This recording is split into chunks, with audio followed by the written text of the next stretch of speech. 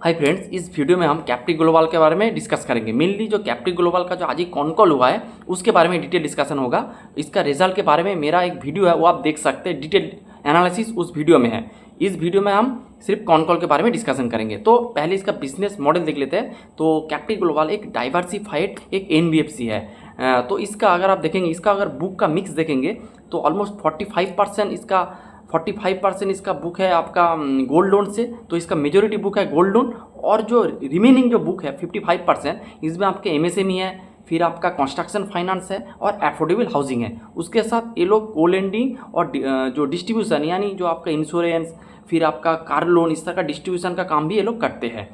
तो ये मोटा मोटी इसका सिंपल बिजनेस मॉडल है। इसका मेन जो फोकस है गोल्ड लोन के ऊपर है, और इसीलिए लोग बहुत सारे गोल्ड लोन के ब्रांचेस भी ओपन कर रहा है। ये हो गया आपका बिजनेस मॉडल। रिजल्ट शॉर्ट में डिस्कस करते हैं। अगर आप इसका AUM देखेंगे तो AUM मोटा मोटी 6% से ग्रो किया था। पैट ईयर ऑन FY 25-26 में डबल हो चुका था।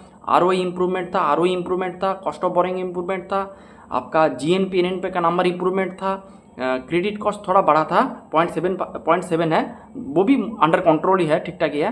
नेट इंटरेस्ट मार्जिन इंप्रूव हुआ है, कॉस्ट ऑफ बोरोइंग इंप्रूव हुआ था, स्प्रेड इंप्रूव हुआ था। कॉस्ट टू इनकम एक मेजर पार्ट है जो एक्सपेंस का, वो भी इंप्रूवमेंट है। FY 25 से 26 देखेंगे 59 से 49 है, तो 1000 बेसिस पॉइंट का इंप्रूवमेंट है। और उसके साथ इसका जो प्रोविजन भी घट गया है। तो हर एक फ्रंट में तो एक्सीलेंट रिजल्ट है, ये मोटा मोटी शो किया था। फिर चलते इसका कॉन कॉल में। आज ही इसका कॉन कॉल हुआ था तो आफ्टरनून में। तो कॉन कॉल के बाद मैनेजमेंट ने जो कहा है, तो मैनेजमेंट ने पहले गाइडेंस के बारे में बताए थे। तो अगर आप देखेंगे, इसका मैनेजमेंट ने एक बार इसका गाइडेंस रिवाइज किया यानी बढ़ाया था। तो बढ़ाने के बाद जो गाइडेंस था, इसका जो प्रीवियस गाइडेंस था वो था आपका AUM FY 26 में था 32,000, लेकिन इन लोगों ने किया है 36,600। तो जो गाइड का था उससे बेटर परफॉर्मेंस किया है। और अगर आप देखेंगे FY 27 में इसका गाइडेंस था मोटा मोटी, आप देख सकते हैं इसे मोटा मोटी 42,000 का इसका गाइडेंस था। और FY 28 में था आपका 55,000, ये मैनेजमेंट का गाइडेंस था। लेकिन अब इन्होंने इसको थोड़ा रिवाइज कर दिया है। जो 42,000 था उसको बढ़ा के कर दिया है FY 27 का गाइडेंस। AUM गाइडेंस जो 42,000 था उसको बढ़ा के कर दिया है 46,000 करोड़ AUM फॉर FY 27।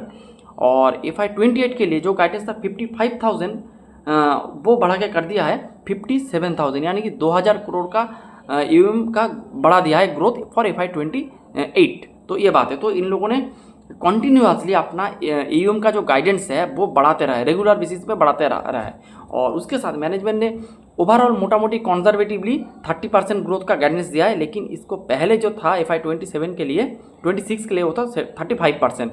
लेकिन मैनेजमेंट ने कहा हम कंजर्वेटिवली गाइड कर रहा है 30% ग्रोथ का, देखते हैं कैसे क्या होता है।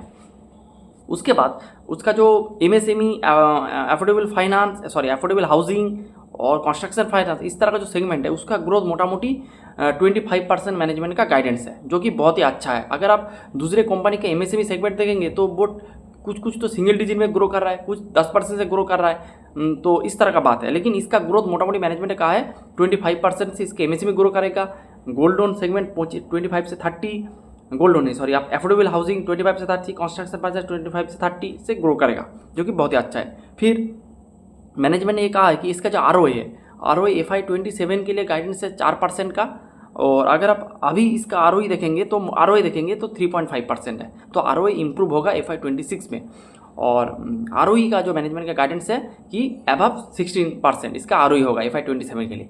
और 28 के लिए 4.5% ROE और 16 से 18% आपका ROE का गाइडेंस है। ये हो गया आपका गाइडेंस वाला पार्ट। उसके बाद मैनेजमेंट ने कहा है जो कॉस्ट ऑफ बोरिंग है वो अच्छे लेवल से FY 26 में डाउन हुआ है। और मैनेजमेंट ने कहा है और भी 20 बेसिस पॉइंट डाउन होगा FY 27 में, और 28 में और 20% डाउन हो सकता है अगर आपका जो क्रेडिट रेटिंग थोड़ा इंप्रूव हो सकता है। मैनेजमेंट ने कहा है कि क्रेडिट रेटिंग थोड़ा अपग्रेड हो सकता है। अगर अपग्रेड हो जाए तो FY 26 में और 20 basis point cost of boring नीचे आएगा, जो कि बहुत ही अच्छा है। उसके साथ मैनेजमेंट ने यह कहा है कि अपना जो ये लोग ट्राई कर रहा है हाई यील्डिंग प्रोडक्ट को इसका रेवेन्यू मिक्स में आने का। अगर आपका रेवेन्यू मिक्स में हाई यील्डिंग प्रोडक्ट आ जाए तो आपका जो स्प्रेड या फिर नीम वो अच्छे लेवल से ग्रो कर सकता है। तो ये लोग ये भी ट्राई कर रहा है। उसके साथ ये लोग आपका जो डायरेक्ट असाइनमेंट यानी डीए और उसके साथ जो को लेंडिंग इसका परसेंटेज अभी बढ़ा रहा है। अगर आप इसका को लेंडिंग और डीए का परसेंटेज अभी देखेंगे तो मोटा मोटी 12 से 14-15% शायद होगा अभी इसका कंट्रीब्यूशन, लेकिन मैनेजमेंट ने कहा FY27 में इसका कंट्रीब्यूशन हो जाएगा 20%।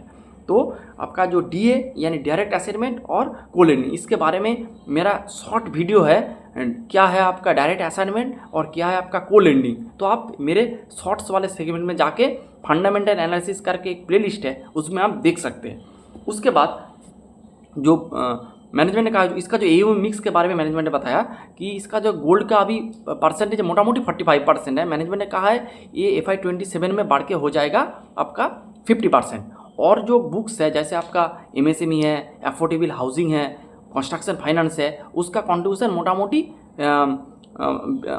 जो रेस्ट जो 50% है वो हो जाएगा मोटा मोटी आपका 16% से 80% के बीच में, और जो आपका बुक है वो रहेगा। तो इसका जो मेन फोकस है गोल्ड लोन के ऊपर है। उसके बाद ब्रांचेस के बारे में थोड़ा डिस्कस कर लेते हैं। आपका गोल्ड लोन में इंप्रूव आने के लिए, आपका ग्रोथ बढ़ाने के लिए आपका जो ब्रांचेस है वो भी आपका एक्सपेंड करना पड़ेगा। तो मैनेजमेंट बहुत तेज़ रफ्तार से आपका गोल्ड का जो ब्रांचेस है वो बढ़ा रहा है। मैनेजमेंट ने कहा FY27 में ये लोग 350 प्लस ब्रांचेस नया ओपन करेंगे। उसके साथ FY28 में अप टू FY28 ये लोग 800 ब्रांचेस ये लोग ओपन करेंगे। तो अभी FY27 में 350 प्लस और उसके बाद FY28 में और 350 से 400 गोल्ड ब्रांचेस ये लोग ओपन करेंगे। ये हो गया आपका ग्रोथ ब्रांचेस। उसके साथ और जो ब्रांचेस है वो भी ये लोग ओपन करेंगे। तो ये बात है। और मैनेजमेंट ने कहा है जो गोल्ड वाले सेगमेंट में ग्रोथ थोड़ा ज़्यादा होगा क्योंकि आपका नया ब्रांचेस से नया बिजनेस आएगा। उसके साथ जो गोल्ड ब्रांचेस जो मैच्योर हो रहा है उसमें भी आपको बेहतरीन जो आपका जो ज़्यादा से ज़्यादा ब्रांचेस उसमें भी डिस्बर्समेंट करेंगे। और उसके साथ एक बात मैंने बोलना भूल गया कि इसका जो डिस्बर्समेंट है वो 100% के ऊपर ग्रो कर रहा है। तो ये भी बहुत अच्छा एक पॉजिटिव बात है। और आप देखेंगे कुछ बिजनेस में आप देखेंगे वो कह रहा है कि आपका MSME सेगमेंट में थोड़ा डेलिक्वेंसी चल रहा है, लेकिन मैनेजमेंट ने कहा MSME सेगमेंट में कोई भी डेलिक्वेंसी नहीं है, वो स्टेसिया ORFA जो चल रहा है, लेकिन उसका जो MSME बुक है वो एकदम प्रिस्टीन है। मोटा मोटी 25% से उसका MSME बुक आगे भी ग्रो करता रहेगा। तो यही मोटा मोटी इसका डिटेल एनालिसिस था। I hope you understand.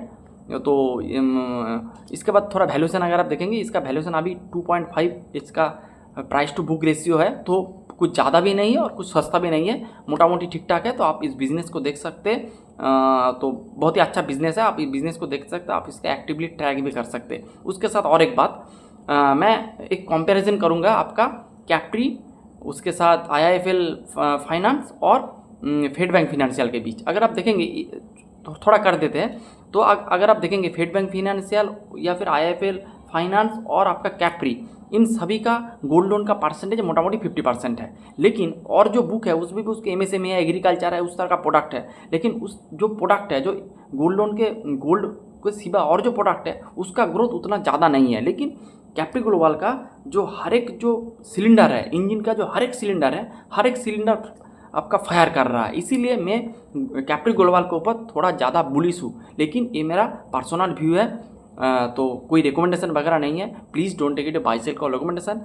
और यही था आज का video. Thanks for watching the video.